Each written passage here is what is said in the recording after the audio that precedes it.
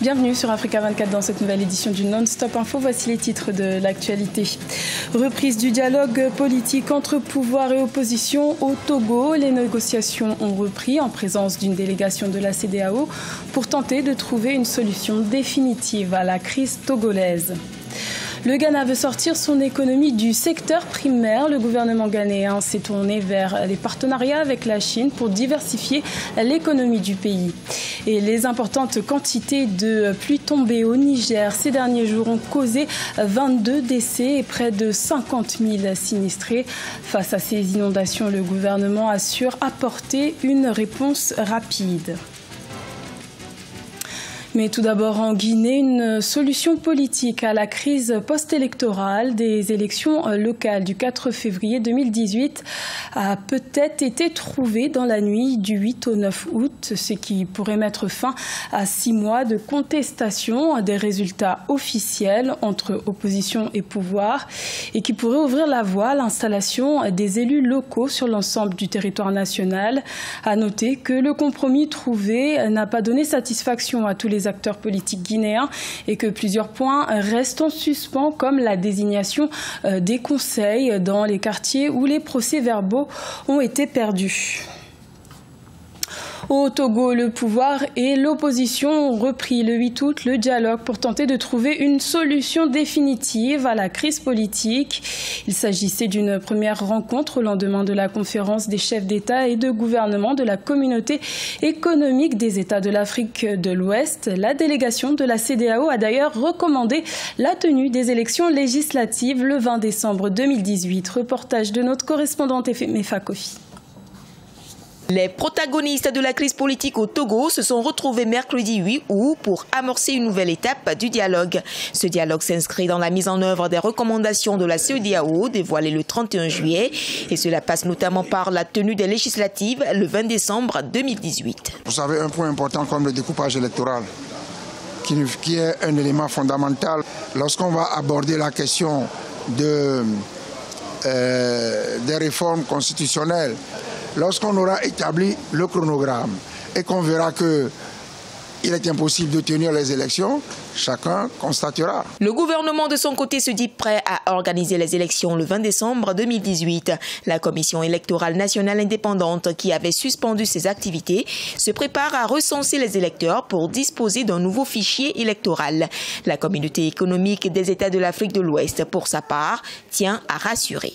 J'en appelle à toutes et à tous, acteurs politiques responsables ici présents, à travailler dans un esprit d'ouverture et de compromis, afin que les Togolais puissent s'exprimer dans les délais requis, un choix dans le cadre d'élections libres, transparentes et crédibles, conformément à l'esprit et à la lettre de la feuille de route définie par la conférence des chefs d'État et du gouvernement. Cette rencontre vient poser les bases des travaux du comité de suivi de la CEDEAO sur la crise politique au Togo, dont les assises sont annoncées avant fin août 2018. Également dans l'actualité, en République démocratique du Congo, au lendemain de l'annonce du dauphin choisi par le président Joseph Kabila, à savoir Emmanuel Ramazani Shadari pour l'élection présidentielle du 23 décembre 2018, l'opposition a décidé de faire front commun. Les leaders des trois principales formations de l'opposition, à savoir l'UNC de Vital Kamerhe, le MLC de Jean-Pierre Bemba et l'UDPS de Félix Tshisekedi, se sont réunis au siège de l'UNC pour tenter de s'entendre sur un nom et un programme commun, l'objectif étant de parvenir à une élection présidentielle à un seul tour.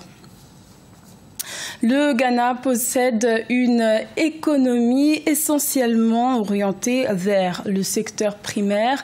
Les autorités ghanéennes ont donc décidé de diversifier l'économie nationale en signant des partenariats avec la Chine. Le Ghana a reçu 2,3 milliards de dollars destinés à plusieurs secteurs d'activité. Marcel Farba-Maroun.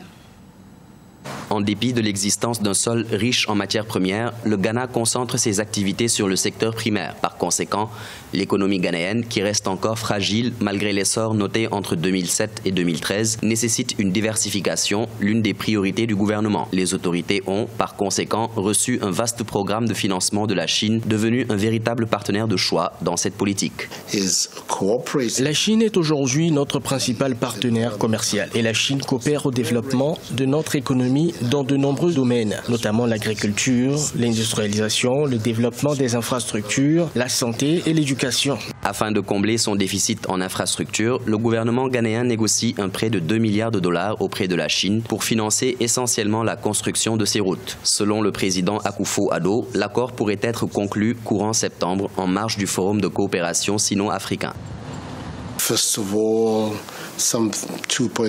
Tout d'abord, quelques 2,3 milliards de dollars de prêts sont venus nous aider, ce qui nous a une fois de plus appuyés dans les domaines de l'infrastructure, de l'électricité et de l'éducation. Cet argent nous a également permis de relancer certaines communautés de pêcheurs importantes le long de nos côtes. Le gouvernement ghanéen a décidé de recourir à de nouveaux modèles de financement pour combler le déficit en infrastructures du pays, dont le besoin est estimé à 30 milliards de dollars. Au Sénégal, le président Macky Sall a procédé le 6 août à la remise des premiers financements du fonds destiné à l'entrepreneuriat rapide des femmes et des jeunes.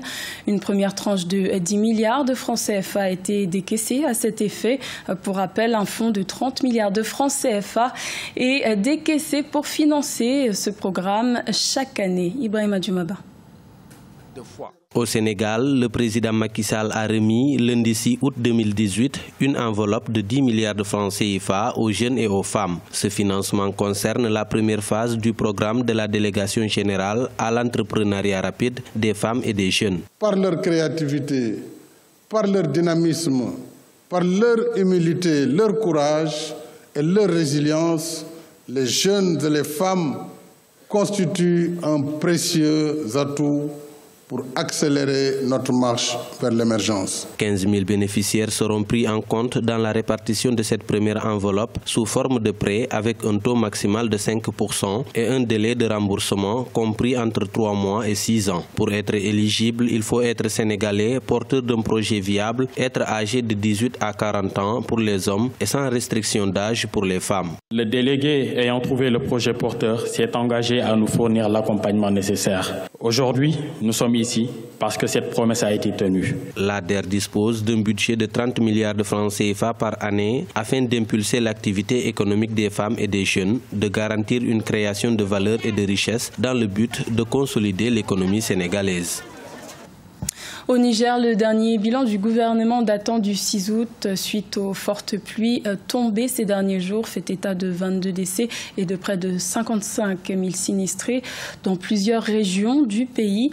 Le gouvernement a assuré apporter une réponse rapide à ces inondations qui ont engendré d'importantes pertes en vie humaine, en production et en tête de bétail. Reportage de notre correspondant Sadou Alizé Mokhtar. 49 846 personnes sinistrées recensées, dont 22 décès, suite aux importantes quantités de pluie tombées ces derniers jours au Niger. Plus de 6 000 ménages ont été affectés, totalisant ainsi 3 131 maisons inondées dans tout le pays. Des terres de culture et 26 344 animaux ont subi la furie des eaux, selon un bilan provisoire dressé par les autorités. Nous avons une cellule de crise d'inondation qui se réunit chaque semaine. Et donc, à la date du 6 août, les besoins de ces populations sinistrées que j'ai annoncées, à date, se chiffrent ainsi qu'il suit. 6 262 abris, 307 tonnes de céréales, 31 tonnes d'huile, 31 tonnes de sucre et 15 tonnes de sel. Ça, c'est les besoins exprimés. Au moins 5 des 8 régions du pays sont touchées. Dans la région de Maradi, qui est la plus affectée, on dénombre plus de 19 000 sinistrés, suivi de Difa, Zender, Tawa et Niamey, la capitale du pays, avec 2 000 sinistrés. Depuis le mois d'avril, nous nous sommes réunis avec les partenaires et beaucoup de ces partenaires se sont prépositionnés au niveau des régions, selon leur zone d'intervention. C'est ça qui fait la promptitude de la réponse.